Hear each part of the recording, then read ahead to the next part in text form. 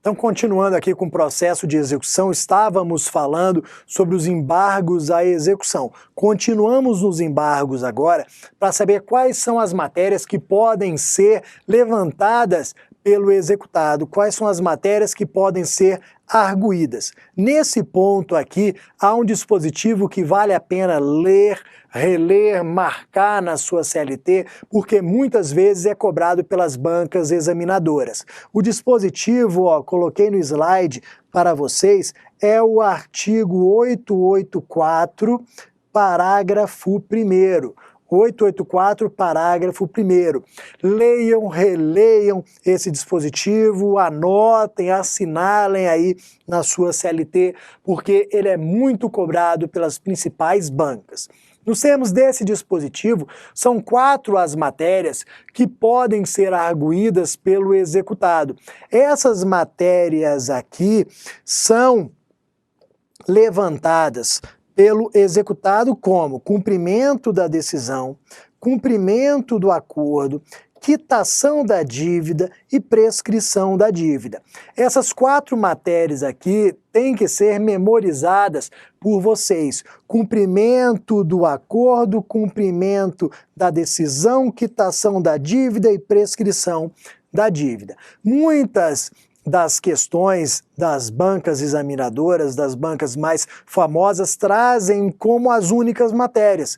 Muitas assertivas afirmam que nos embargos o executado só pode alegar cumprimento aqui da decisão, do acordo, quitação da dívida e prescrição da dívida. E isso é considerado como correto. Então levem isso para a sua prova. Doutrina do direito processual do trabalho diz que também poderiam ser alegadas as matérias do artigo 475L e 741 do CPC, que são os dispositivos que falam da impugnação ao cumprimento de sentença, e os embargos à execução da fazenda pública. Então, parte da doutrina, aqui até doutrina majoritária de processo do trabalho mesmo, afirmam a possibilidade de alegação das matérias desses dispositivos, mas geralmente isso não é cobrado nos exames objetivos. Nas provas objetivas podem ficar com 884, parágrafo 1º da CLT, porque ele vai responder aos questionamentos. Continuando na nossa análise aqui, vamos para o procedimento nos embargos à execução. Detalhei para vocês no slide aqui, para que se houver alguma dúvida, você pause o vídeo e anote, entenda esse procedimento. Nós já sabemos aqui o ponto 1, a apresentação do recurso em 5 dias, que é o nosso prazo do artigo 884 da CLT. Se eu apresentei os embargos à execução no prazo de 5 dias, eu tenho que possibilitar à parte contrária a impugnação em 5 dias também. Então, a parte contrária será intimada para a apresentação de impugnação em 5 dias. Pode ser que na impugnação ou mesmo nos meus embargos eu faça alguma alegação que demande a oitiva de testemunhas, que demande a realização de perícia, ou seja, em que haja necessidade a produção de prova. Será que é possível a produção de provas nos embargos à execução? Claro que sim. Por quê? Vocês vão encontrar nos livros e cursos de processo do trabalho a afirmação de que os embargos possuem natureza jurídica de ação. É como se eu estivesse ajuizando uma ação dentro daquele processo de execução em andamento. Se possui natureza jurídica de ação, nós temos possibilidade de produção de provas. A prova não tem que ser só pré-constituída, só documental? Claro que não. E se houver necessidade, então, de produção dessa prova, haverá designação de audiência, que ocorrerá no prazo de 5 dias. Aqui, o que fez o legislador? Ele aplicou o mesmo prazo da audiência do processo de conhecimento. Vocês lembram que no processo de conhecimento, entre a notificação e a realização da audiência, eu tenho pelo menos 5 dias. Aqui nós vamos aplicar o mesmo prazo de 5 dias nos termos do parágrafo 2º do artigo 884 da CLT. Realizada a audiência, produzidas as provas, ou se não havia necessidade delas, passamos à decisão dos embargos. A decisão dos embargos é uma decisão proferida no processo de execução. A decisão nos embargos é uma decisão proferida no processo de execução. De decisão proferida no processo de execução, cabe o recurso de nome agravo de petição. Existe ali uma informação importante em relação aos recursos, que é o cabimento de agravo de petição de decisão na execução. Então, cabe, nos termos do artigo 897, a linha A da CLT, o recurso de agravo de petição. Digamos que os meus embargos à execução foram julgados improcedentes. Quero recorrer dessa decisão. Recurso cabível, agravo de petição. Não tenham medo aqui, vocês não erram. Se a decisão foi proferida no processo de execução, cabe agravo de petição. Agora, eu disse para vocês lá atrás que os embargos à execução são a defesa típica do processo de execução. Pensou na defesa típica em embargos à execução, mas eu tenho aqui uma defesa, digamos assim, atípica, uma defesa especial de nome exceção de pré-executividade. Percebam o seguinte: a exceção de pré-executividade, ela não está prevista em lei. É uma defesa alternativa que foi criada pela jurisprudência, pela doutrina. E vejam, nessa exceção de pré-executividade, eu não preciso de garantia do juízo. Essa daqui, ó, é a principal vantagem para os embargos à execução. Eu não preciso de garantia do juízo para a apresentação da exceção. Então eu posso levar as minhas defesas, as minhas teses ao Poder Judiciário no processo de execução sem necessidade daquela garantia, do depósito da quantia, da nomeação de bens à penhora. Mas vejam, quais são as matérias que podem ser levadas ao Poder Judiciário por meio da exceção de pré-executividade? Nós temos uma tese minoritária e uma majoritária. Nos termos da tese minoritária, as matérias que podem ser alegadas são as matérias de ordem pública, ou seja, aquelas que podem ser reconhecidas de ofício pelo magistrado, pelo Poder Judiciário. Então, somente pela tese minoritária, somente as matérias de ordem pública poderiam ser levadas ao Poder Judiciário por meio da exceção de pré-executividade. Só que hoje a tese majoritária diz o quê? Matérias de ordem pública mais todas as outras em que a prova seja apenas documental. Então eu posso levar ao Poder Judiciário, por meio da exceção de pré-executividade, todas as normas, todas as matérias, desde que a prova seja exclusivamente documental, desde que não haja a necessidade de prova testemunhal, pericial. Por que isso? Vocês podem encontrar a informação de que na exceção de pré-executividade não é possível a dilação probatória. Não é possível a dilação probatória. O que significa dizer que não é possível a dilação probatória? Não é possível a produção de provas. Se o juiz do trabalho, ao receber a exceção de pré-executividade, perceber que há necessidade de produção de prova pericial ou testemunhal, ele vai rejeitar a minha exceção.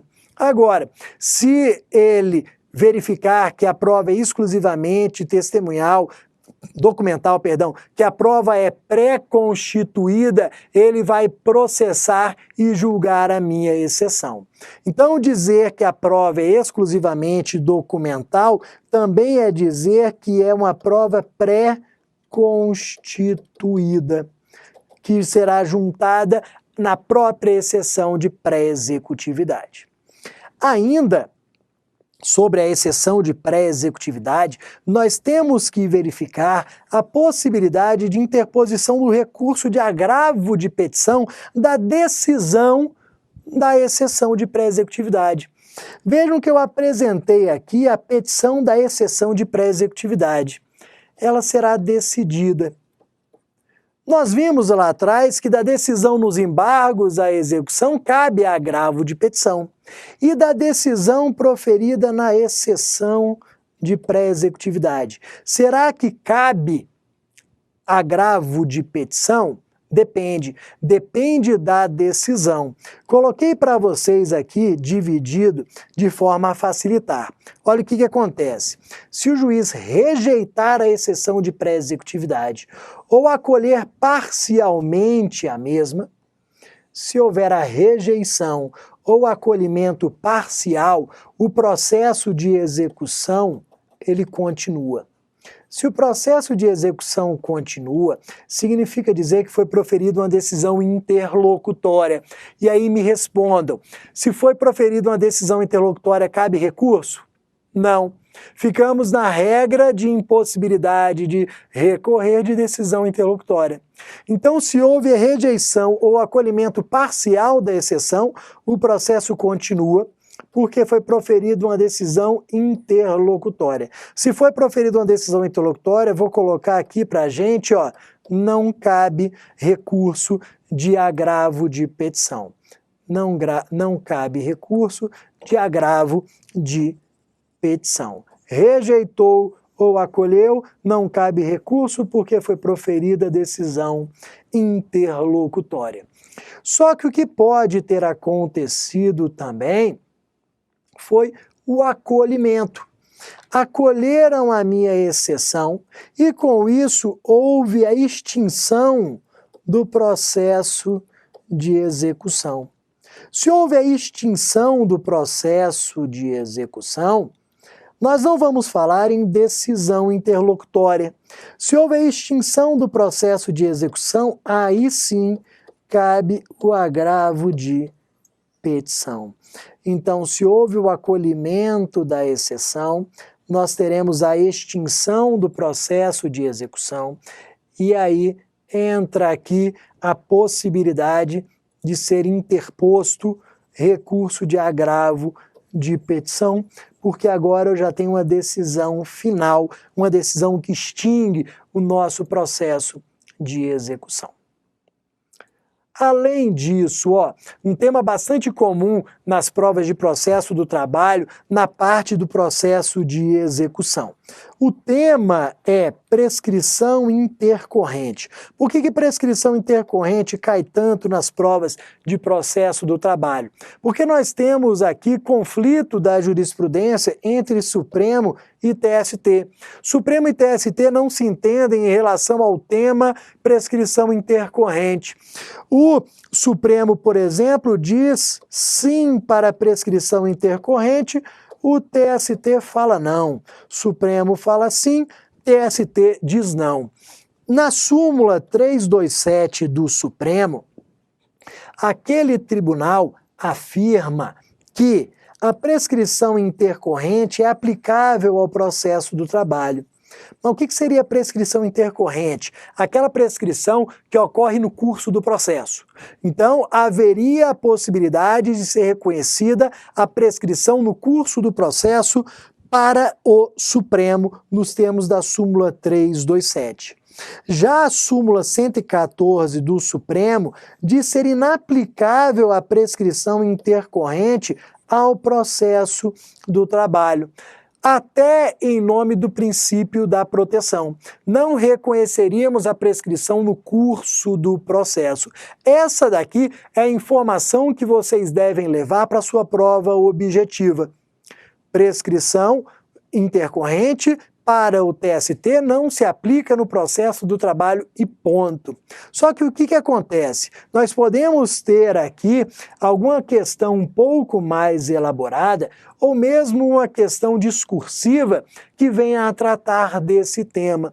E aí você pode dizer o seguinte, que apesar do TST reconhecer a impossibilidade da prescrição intercorrente no processo do trabalho, ele mesmo, TST, em algumas vezes já reconheceu a prescrição intercorrente na liquidação por artigos. Lembra da liquidação por artigos? Aquela em que eu tenho a necessidade de provar fatos novos. Lembra que ela era a única hipótese de liquidação de sentença que não podia ser iniciada de ofício, que dependia da provocação da parte? Pois bem, o que o TST já fez foi o seguinte: reconhecer a prescrição intercorrente em hipóteses em que a parte ficou mais de 2 anos para requerer a liquidação por artigos. Então, aplicou a prescrição intercorrente na ideia da prescrição bienal. A parte ficou mais de 2 anos para requerer a liquidação por artigos, prescrição intercorrente. Aplicou aqui a súmula 150 do Supremo, que diz que a execução ela prescreve no mesmo tempo que a ação. Então, súmula 150 do Supremo, que foi aplicada pelo TST para reconhecer a prescrição intercorrente nas situações em que a parte ficou mais de 2 anos para requerer a liquidação por artigos. Essa daqui foi a situação.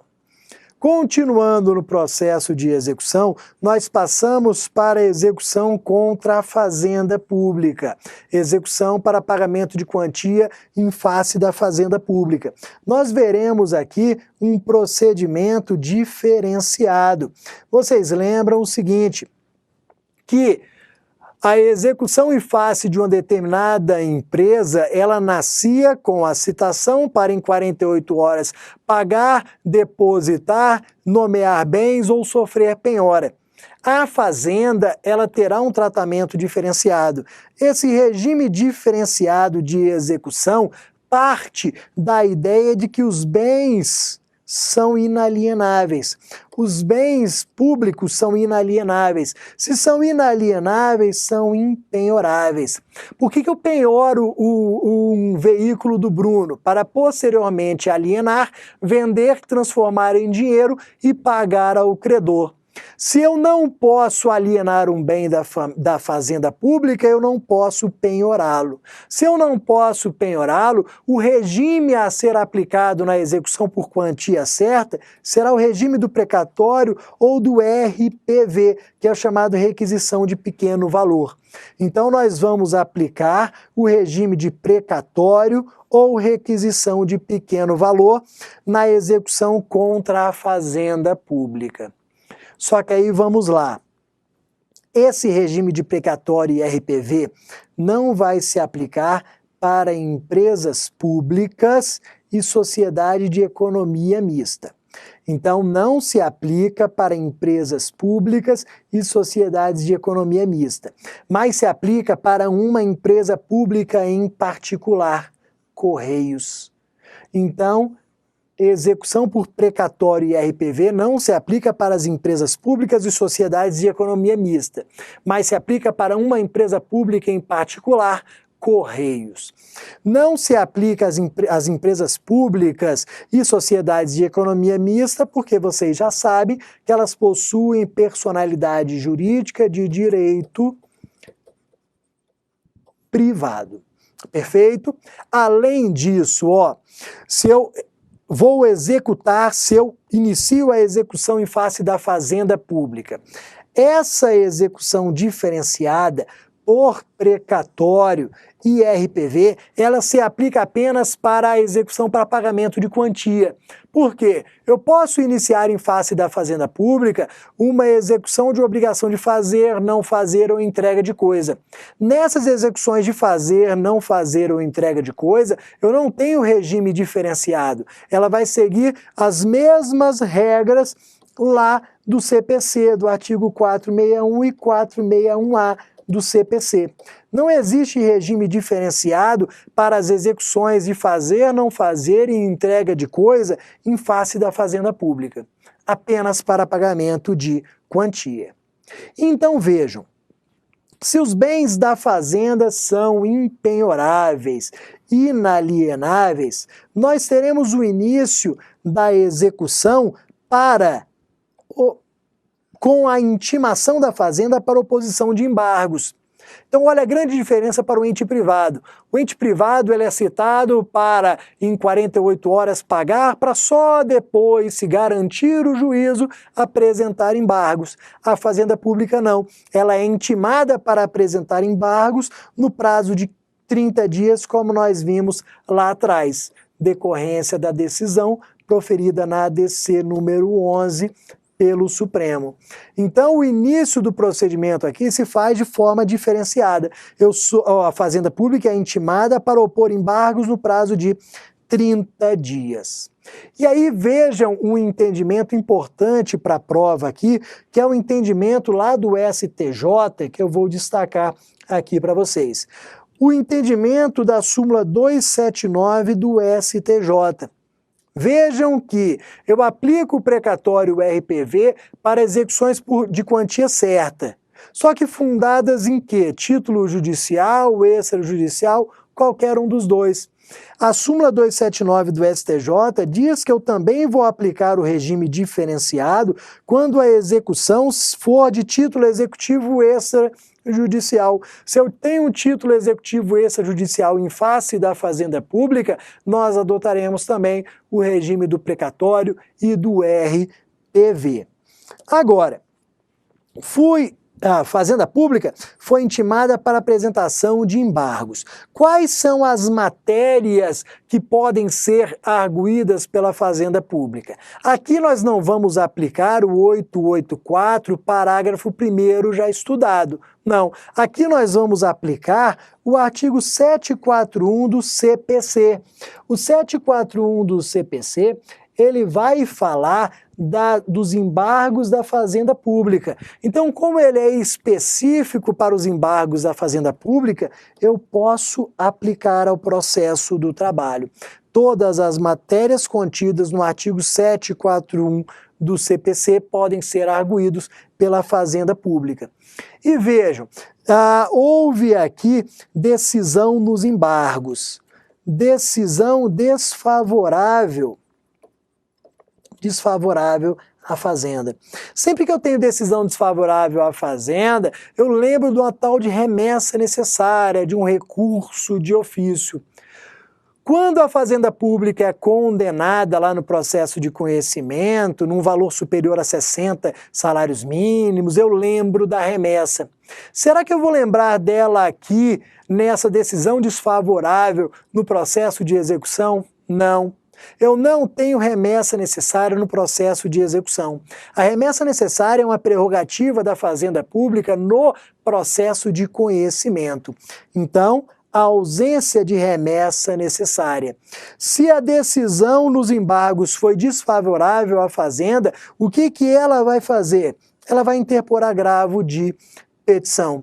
Ela vai se valer da legitimidade aqui para interpor agravo de petição, artigo 897, a linha A da CLT. Então, vai interpor o agravo de petição, não remessa necessária. Esqueçam remessa necessária para o processo de execução. Agora, falei para vocês que o regime diferenciado ele pode ser de precatório ou de requisição de pequeno valor. Qual seria aqui um conceito simples de precatório para vocês? O precatório, coloquei aqui, está previsto no artigo 100 da Constituição Federal. O precatório seria uma fila de espera de credores do Estado. Então entendam ali o precatório como essa fila de espera de credores do Estado. Eu tenho vários credores do Estado que vão entrando na fila de espera, aguardando o momento de pagamento dos seus créditos. E vejam o seguinte, a partir do momento que eu tenho a fila de espera para pagamento desses credores, eu pago os créditos de acordo com o princípio da isonomia. Quem chegou primeiro, recebe primeiro. Quem chegou por último, recebe por último. Então, o regime de precatório, ele foi criado, ele foi sistematizado para evitar a quebra do princípio da isonomia, para manter a igualdade. Quem chegou primeiro, recebe primeiro. Se eu cheguei depois de você, eu não posso buscar o recebimento antes. Princípio da isonomia, já que o pagamento se dá na ordem cronológica de apresentação do precatório. Essa história da fila, quem chegou primeiro na fila, recebe em primeiro lugar. É a ordem cronológica de apresentação desse precatório. Agora, como que esse precatório ele é formado? Quem forma o precatório? Percebam o seguinte, ó.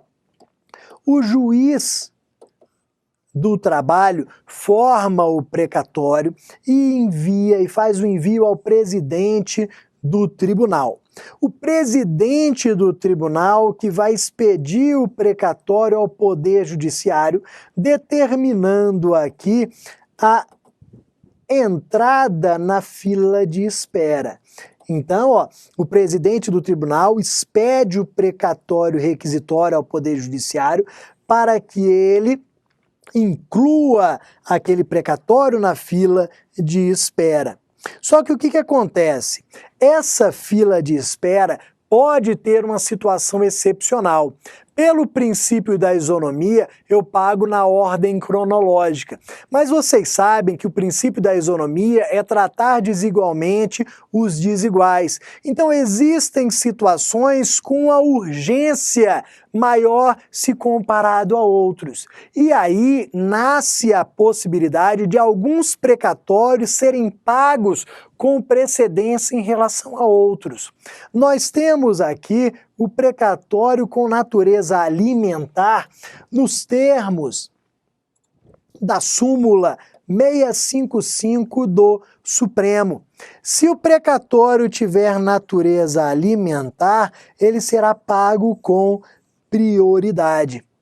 E vejam que existe uma situação com maior prioridade ainda, com maior preferência, que são os precatórios de maiores de 60 anos ou doentes graves, até 3 vezes o valor da requisição de pequeno valor.